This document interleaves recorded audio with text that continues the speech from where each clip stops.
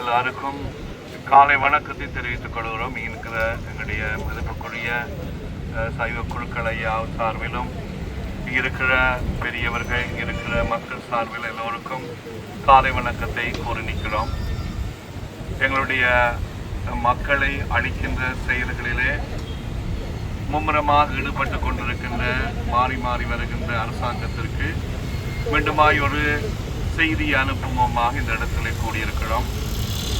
இந்த மாதம் 5ஆம் தேதி கிளிநொச்சியில் கைது செய்யப்பட்ட எங்களுடைய சகோதரன் பாடகர் சங்கீதனுடைய விடுதலைக்காக நீதி கோரி இந்த வீதியிலே நாங்கள் இறங்கி இருக்கிறோம். அவரை விசாரணையின்றி தடுத்து வைத்திருக்கின்ற ஒரு சட்டமாக பயங்கரவாத எதிர்ப்பு சட்டம் இருக்கின்ற இந்த வேளையிலே அதை நாங்கள் இல்லாமல் செய்து எல்லா மக்களும் சம தளத்திலே சம உரிமையிலே வாழ வேண்டிய ஒரு சட்டத்தை கொண்டு வருவோம் என்று சொல்லுகின்ற அரசாங்கம் மீண்டும் அதிலும் விட மோசமான ஒரு சட்டத்தை கொண்டு வருகின்ற பல்வேறு நடவடிக்கைகள் எடுத்துக் கொண்டிருக்கின்ற வேளையிலே எங்களுடைய சகோதரனுடைய விடுதலையை கோரி நிற்கின்ற இந்த வேளையில 2 சட்டங்களும் எங்களுக்கு வேண்டாம். நாங்களும் இந்த இலங்கை தேசத்தினுடைய உரிமை எங்களுக்கு உண்டு, குடிமக்கள் நாங்கள், எங்களுக்கும் சம உரிமை வேண்டும் என்ற அந்த ஒரு செய்தியை மீண்டும் பலப்படுத்துவதோடு அந்த செய்தியை ஜனாதிபதிக்கு அனுப்புவதோடு அந்த சட்டத்தின் வழியாக எங்களுடைய இனத்தை அழிக்க வேண்டாம் என்று கேட்டுக்கொள்வதோடு அந்த சட்டத்தின் பேரில் எங்களுடைய மாவட்டத்தில் இருக்கின்ற அனைத்து வளங்களும் சூறையாடப்பட்டு எங்களுடைய மக்களுடைய இருப்பிடங்களும் வளங்களும் சுருங்கி போகின்ற நிலையிலே அனைத்தையும் இழக்கின்ற ஒரு நிலைக்கு நாங்கள் தள்ளப்பட்டு கொண்டிருக்கின்ற வேளையிலே இந்த மனிதனை அழிக்கின்ற இனத்தை அழிக்கின்ற சட்டத்தை உடனடியாக தடை செய்து அப்புறப்படுத்தி இனங்களுக்கு இடையிலே நல்லொரு ஒற்றுமை ஏற்படுத்தி இந்த நாட்டிலே எல்லா மக்களும் சமூகமாக வாழுகின்ற ஒரு நிலையை ஏற்படுத்த வேண்டும் என்று கேட்டுக்கொள்கின்ற வேளையிலே இந்த பயங்கரவாத தடுப்பு சட்டத்தின் பேரில் தடுப்பில் வைத்திருக்கின்ற அனைவரையும் விடுதலை செய்ய வேண்டும் என்று எங்களுடைய அரசியல் கைதிகள் அண்மையிலே கைது செய்யப்பட்ட என்னுடைய சகோதரன் சங்கீதன் எல்லோரையும் உடனடியாக விடுதலை செய்து எல்லா மக்களும் இந்த மண்ணிலே சமமாக வாழுகின்ற அந்த உரிமையை நிலைநாட்ட வேண்டும் என்று இங்கே நிற்கிற மக்கள் சார்பிலே இந்த போர்க்களத்தில் நின்று ஒரு அழகான ஒரு அன்பான விடுதலை ஒரு வேண்டுகோளை எங்களுடைய ஜனாதிபதிக்கு அவர்களுக்கு நாங்கள் இந்த வேளையிலே விட்டுக்கொள்கிறோம், அன்பாக கேட்டுக்கொள்கிறோம். ஆகவே எங்களை அழிக்காமல் எங்களையும் இந்த நாட்டு மக்களாக ஏற்றுக்கொள்ள வேண்டும் என்று தாழ்மையோடு கேட்டு நிற்கின்றோம். அதை எங்களுடைய போராட்டம் எங்களுடைய சகோதரனும் எங்களுடைய அரசியல் கைதிகளும் விடுதலையாகும் வரை தொடரும் என்று சொல்வதோடு இந்த சட்டங்கள் எங்களை அழிக்கின்ற நிலையிலிருந்து அப்புறப்படுத்தும் வரை தொடரும் என்பதையும் இந்த இடத்திலே போர்க்களத்திலே சொல்லி வைக்க விரும்புகின்றோம். திரு ஜான்சன் அவர்களை தயவோடு அழைத்திருக்கின்றோம்.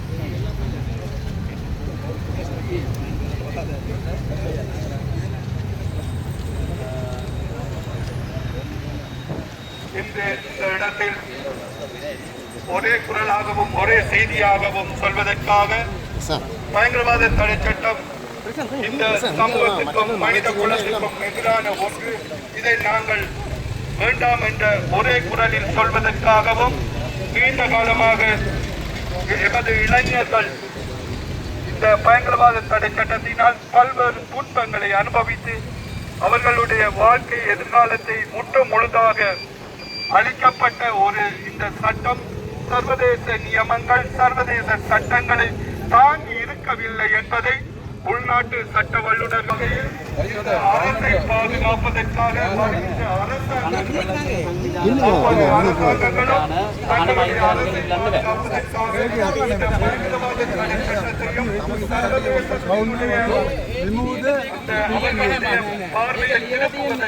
கொண்டு வருகின்ற அதனை தழுவிய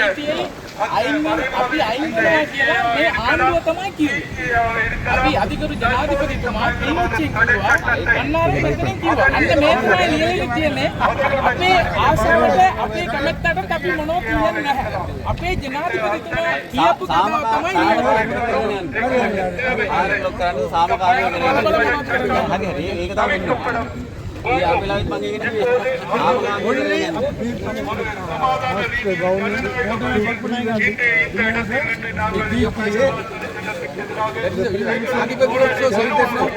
We are not against the government.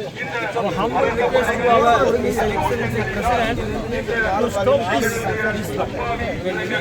We are many people. We are trying to support His Excellency President and any other good things. People very good things. We are no problem. We are, that's why our people, many people have voted for thousands and thousands of people.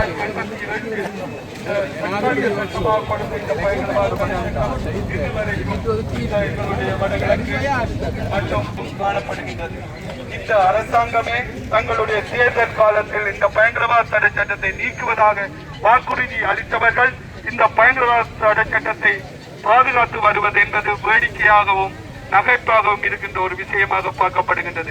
ஆகவே இந்த பயங்கரவாத தடை சட்டம் நீக்கப்பட வேண்டும் என்பதை ஒரே குரலில் ஒரே இதாக நாங்கள் சிவில் சமூகங்கள் சார்பாக இந்த இடத்தில் வலியுறுத்துகின்றோம். நன்றி.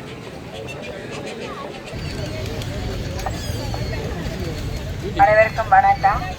இந்த நாட்டிலே இந்த காலத்திலே ஏற்படுத்தப்பட்ட இந்த பயங்கரவாத தடுப்பு சட்டமானது எங்களுடைய மக்களின் வாழ்க்கையை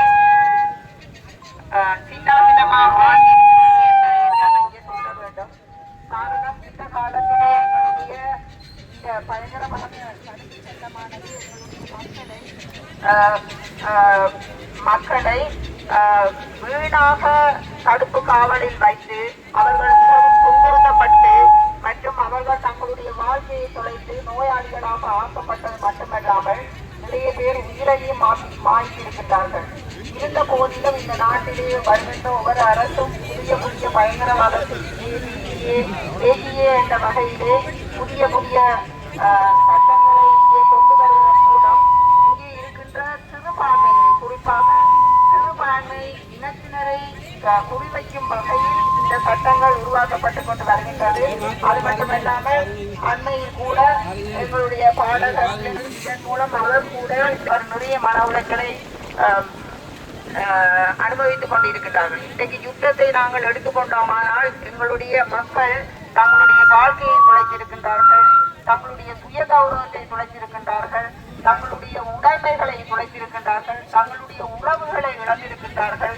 அவர்கள் தங்களுடைய மனிதனாக ஒரு நாட்டிலே மனிதனாக வாழக்கூடிய அந்த மனித உரிமைகளை கூட இன்று இழந்து கொண்டு இருக்கின்றார்கள்.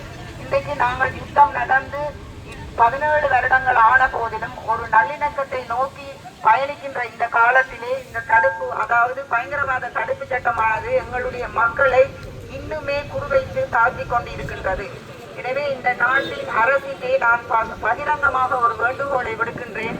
வருகிற தடுப்பு சட்டத்தை இந்த நாட்டிலே இல்லாதொழித்து இந்த நாட்டிலே ஒரு அழகிய நாடாகிய இந்த இலங்கையிலே இனத்தினரும் சந்தோஷமாகவும் மகிழ்ச்சியாகவும் ஆரோக்கியமாக வாழ்வதற்கு வழிவகுக்க வேண்டும் என்பதை கேட்டு விடைபெறுகின்றேன். நன்றி, வணக்கம். வடகிழக்கிலும் சரி, அவர் வந்து தேர்தலுக்கு முதல் வழங்கிய ஒரே ஒரு வாக்குறுதி, நாங்கள் பயங்கரவாத சட்டத்தை நீக்குவோம். இதுதான் அவர் சொன்ன வாக்குறுதி. அவர் சொன்ன வாக்குறுதியை நிறைவேற்றி தருமாறு கோரித்தான் நாங்கள் இன்றைக்கு போராட்டம் நடத்துகின்றோமே தவிர வேறு ஒன்றையும் நாங்கள் கேட்கவில்லை. ஆக இந்த பயங்கரவாத தடை சட்டம் இன்று அரச பயங்கரவாதமாக மாறி இருக்கின்றது. அரச பயங்கரவாதம் எங்களுடைய இளைஞர்களின் குரல் வளைகளை நசுக்குகின்றது. பாடுவதற்கும் இசை அமைப்பதற்கும் எங்களுடைய உணர்வுகளை வெளிப்படுத்துவதற்கும் எங்களுக்கு தார்மீக பொறுப்பு இருக்கிறது. அதற்கான சுயநிர்ணய உரித்தங்களுக்கு இருக்கின்றது. எங்களுடைய உரித்தை இவர்கள் தடைக்க முடியாது. நாங்களும் இந்த நாட்டிலே சம அந்தஸ்தோடு வாழக்கூடிய இலங்கை பிரஜைகள். ஆக எங்களுடைய இளைஞர்கள் மீது பயங்கரவாத தடை சட்டத்தை நீங்கள் பயன்படுத்தி அவர்களை கைது செய்து அவர்களை நீங்கள் அச்சுறுத்துவதன் மூலமாக இளைஞர்களின் குரல் வளையை, தமிழ் இளைஞர்களின் குரல் வளையை நீங்கள் நசுக்க முற்படுகின்றீர்கள். இன்று சங்கீதனுக்கு நடந்தது நாளை எம்மில் ஒருவருக்கு நடைபெறப் போகிறது என்பதுதான் யதார்த்தமான உண்மை. இதைத்தான் நாங்கள் ஆரம்பத்திலிருந்தே சொல்லி வருகிறோம். இவர்கள் சொன்ன எதையுமே செய்யவில்லை, செய்ய போவதும் இல்லை. இன்று பயங்கரவாத தடை சட்டத்துக்கு மாற்று ஈடாக புதிய ஒரு அரச பயங்கரவாத பாதுகாப்பு சட்டம் PSTA என்று சொல்லக்கூடிய ஒரு புதிய சட்டத்தை இவர்கள் கொண்டு வந்து அதனூடாகவும் இந்த பயங்கரவாத தடை சட்டத்தை விடவும் பல மடங்கு மோசமான கருத்து சுதந்திரத்தை பறிக்கக்கூடிய சட்ட மூலத்தை அமுல்படுத்துவதற்கு இந்த அரசாங்கம் தயாராகி வருகின்றது. எங்களுக்கு புதுசும் வேண்டாம், பழசும் வேண்டாம், நிம்மதியாக இந்த நாட்டிலே எங்களை சம உரிமையோடு சம அந்தஸ்தோடு வாழ விடுங்கள் என்பதுதான் எங்களுடைய கோரிக்கையாக இருக்கின்றது.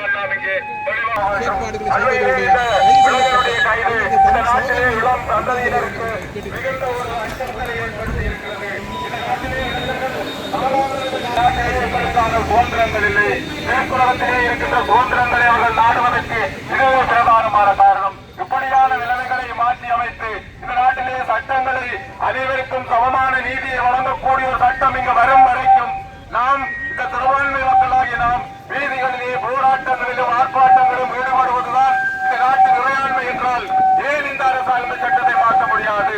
இந்த சட்டத்தை மாற்றுவதாக கிட்டத்தட்ட 40 வருடங்களுக்கு முன்னர் உருவாக்கின ஒரு தற்காலிக சட்டத்தை தற்போது ஆட்சிக்கு வந்த அரசாங்கம் தாங்கள் கூறினார்கள் உடனே இந்த பயங்கரவாத தடை சட்டத்தை தாங்கள் நீக்கப் போவதாக. ஆனால் இன்று வரையும் அந்த சட்டத்தை நீக்குவதற்கான எந்த ஏற்பாடுகளும் இல்லை. அவர்கள் கொண்டு வந்திருக்கின்ற பயங்கரவாதத்தில் இருந்து அரசை பாதுகாப்பதற்கான சட்டம் இதைவிட கூடிய சட்டமாகத்தான் அது உருவாக்கப்பட்டிருக்கிறது. அதை மாத்திரமல்ல, அந்த சட்டத்தை பயங்கரவாத தடை சட்டத்தை பயன்படுத்தி இன்றும் இளைஞர்களை கைது செய்வதும் விளக்கமறியல் வைப்பதும் விசாரணை கலைப்பது எல்லாம் பார்த்தால் இந்த சட்டத்தை நீக்கும் வண்ணம் இவர்களுக்கு இல்லை. தயவு செய்து இந்த அரசாங்கத்திடம் தயவாக கேட்டுக்கொள்கிற விடயம், இந்த நாட்டில் ஒரு நல்லிணக்கம், ஒரு அமைதி, இந்த அமைதியின் ஊடாக ஒரு பொருளாதார அபிவிருத்தி, இந்த பொருளாதார நெருக்கடி நிலைமைகள் இருந்து இந்த அரசு மீண்டு ஒரு அமைதியான தேசமாக இலங்கை மாற வேண்டும் என்றால் உங்களுடன் கோரி நிற்பது, நீங்கள் இயற்றுகின்ற சட்டத்தையும் நீங்கள் நீக்குவதாக கூறி ஆட்சிக்கு வந்த சட்டத்தையும் உடனே நிறுத்திவிட்டு அனைவருக்கும் நீதியை வழங்கும் ஒரு சட்டத்தை ஏற்படுத்த வேண்டும் என்பதை நாங்கள் இந்த இடத்திலே ஆயத்தமாக கேட்டுக்கொள்வதோடு விளக்கமறியலில் வைக்கப்பட்டிருக்கின்ற அந்த இளைஞர் உடனடியாக விடுதலை செய்யப்பட வேண்டும் என்பதையும் நாங்கள் இந்த இடத்திலே தயவாக கூர்ந்திருக்கின்றோம். ஒரு விடயத்தில் நான் இந்த இடத்திலே குறிப்பிடுகிறேன். அண்மையிலே ஒருவர் பயங்கரவாத தடை சட்டத்தில் பல வருடங்களுக்கு முன்னர் கைது செய்யப்பட்டு அவர் கிட்டத்தட்ட 15 வருடங்களுக்கு பின்னர் அவர் நிரபராதி என்று விடுதலை செய்யப்பட்டிருக்கிறார். அந்த விடயம் அதிலே அந்த நீதிமன்றத்திலே சொல்லப்பட்ட விடயம் என்னவென்றால் அந்த குற்றவாளி அடிப்படை உரிமை மீறல் வழக்கை நீதிமன்றத்தில் தொடுத்து விடுதலை செய்யப்பட்ட போது அந்த தீர்ப்பிலே சொல்லி இருக்கிறது, அவரை கைது செய்ய போலீசார் 20,000 ரூபாயையும் கைது செய்த போலீசார் 30,000 ரூபாயையும் சட்டபாதுகாப்பு திணைக்களம் 20,000 ரூபாயையும் அவருக்கு வழக்கு செலவாக வழங்க வேண்டும் என்றால் 15 வருட ஒரு இளைஞன் சிறையிலே இருந்து வெளியே வந்தவருக்கு 20,000 30,000 கொடுப்பது எந்த வகையில் நியாயம்? மிக மிக மோசமான அந்த சட்டம் அந்த இளைஞனை அந்த சமூகத்தை பாதித்திருக்கிறது. எனவே இவை நீக்கப்பட வேண்டும். இதே நிலைமை இந்த இளைஞனுக்கும் வந்துவிடக் கூடாது. அவர் அந்த சட்டத்திலே இருந்து உடனடியாக விடுதலை செய்யப்பட்டு அவர்கள் இந்த நாட்டின் பிரஜையாக வாழ்வதற்கான ஏற்பாடுகள் அனைத்தையும் கொடுக்க வேண்டும் என்பதை மீண்டும் மீண்டும் நாங்கள் எங்களுடைய எதிர்ப்பு ஆர்ப்பாட்டத்தோடாக அரசாங்கத்தை தயவாக கேட்டுக்கொள்கிறோம். நன்றி.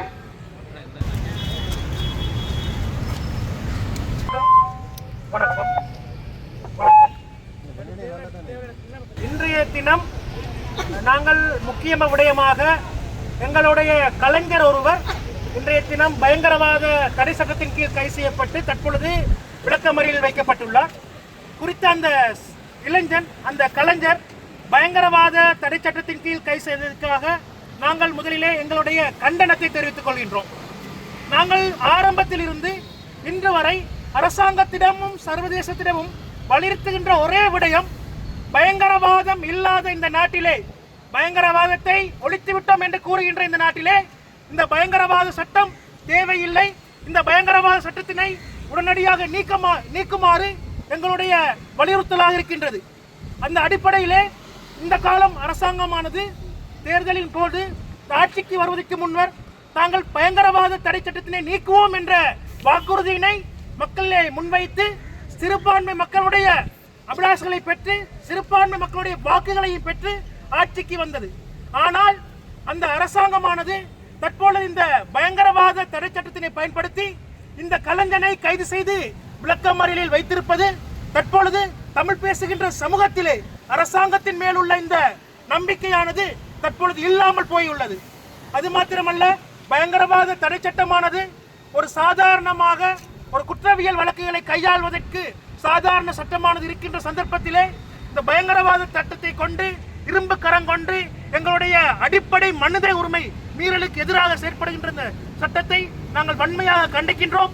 அந்த சட்டம் எங்களுக்கு ஏன் தேவையில்லை என்று சொன்னதற்கு ஒரு உதாரணம் தான் தற்பொழுது இந்த சங்கீதனின் கைது. இந்த சங்கீதனின் கைது இந்த பயங்கரவாத சட்டத்திலே எங்களுடைய கருத்து சுதந்திரத்தை பறிக்கின்ற ஒரு சட்டமாக காணப்படுகின்றது. இந்த சட்டத்தினாலே நாங்கள் வெளிப்படைத்தன்மையாக எங்களுடைய கருத்துக்களை நாங்கள் சமூகத்திலே தெரிவிப்பதற்கு ஒரு மட்டுப்பாடுகள் ஏற்படுத்துகின்றது. இந்த சங்கீதனின் கைது இந்த எங்களுடைய ஊடகத்துறையாக இருக்கலாம், எங்களுடைய சமூக செயற்பாடுகளாக இருக்கலாம், அல்லது மனித உரிமை செயற்பாடுகளுக்கு ஒரு அச்சுறுத்தலினை தற்பொழுது இந்த சமூகத்தில் ஏற்படுத்தியுள்ளது. எனவே பயங்கரவாத தடை சட்டமும் வேண்டாம், பயங்கரவாத தடை சட்டங்களுக்கு மாற்றாக கொண்டு வரப்படுகின்ற எந்த ஒரு சட்டமும் வேண்டாம் என்கின்ற நிலைப்பாட்டிலேயே சிறுபான்மை மக்களும் இருக்கின்றார்கள். அதே போல எங்களுடைய தென்பகுதியை சேர்ந்த இளைஞர்களும் இருக்கின்றார்கள் என்ற விடயத்தினை நான் ஆணித்தரமாக கூறிக்கொள்வதோடு உடனடியாக இந்த பயங்கரவாத தடை சட்டத்தை நீக்குவதற்கு அரசாங்கம் நடவடிக்கை எடுக்க வேண்டும். உடனடியாக இந்த இளைஞனை விடுவிப்பதற்கு அரசாங்கம் நடவடிக்கை எடுக்க வேண்டும் என கூறி விடைபெறுகின்றேன். நன்றி, வணக்கம்.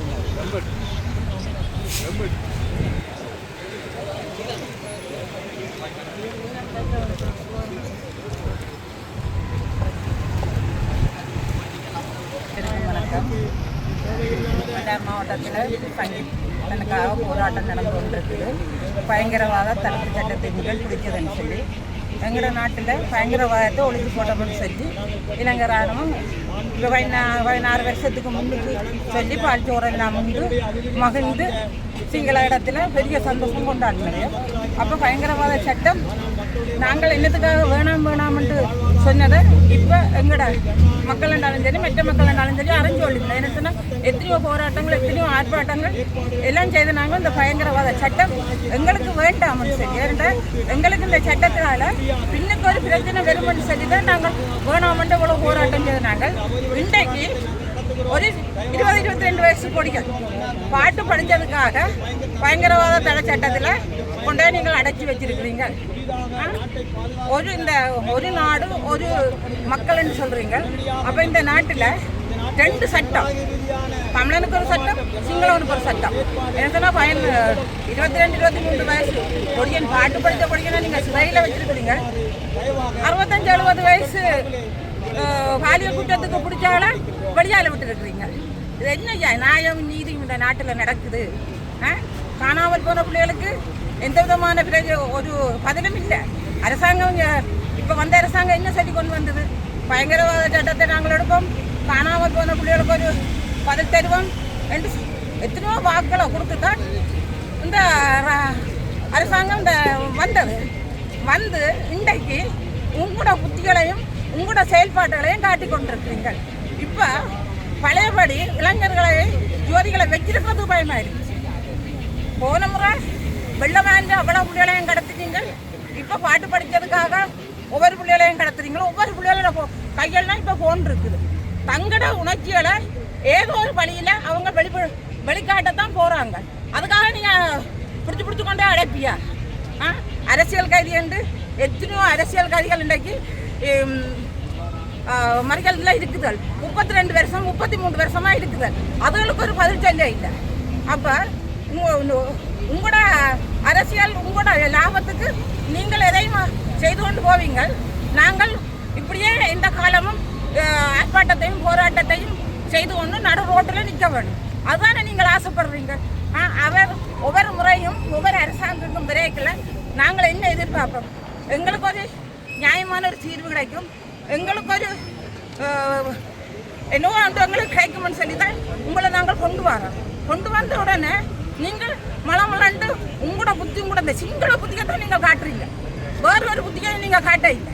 ஏன்னு சொன்னால் எங்களை நீங்கள் எந்த காலத்துலையும் உங்களோட காலைகளை வச்சிருக்க வேணும்னு சொல்லித்தான் நீங்கள் நினைக்கிறீங்களோடைய எங்களுக்கு ஒரு நீதி வேணும், ஒரு நியாயம் வேணும்னு நாங்களும் ஆசைப்படுறது எங்களில் உள்ள மடத்தனை வேணும்னு சொன்னால் எங்களோட ஆக்களும் ஜனாதிபதி வந்த உடனே ஓடி போய் அவரோட செல்வி எடுக்கிறார்,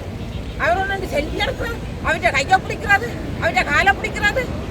அவனுக்கு என்ன கூத்து காட்டி விடாம பார்த்தீங்களா?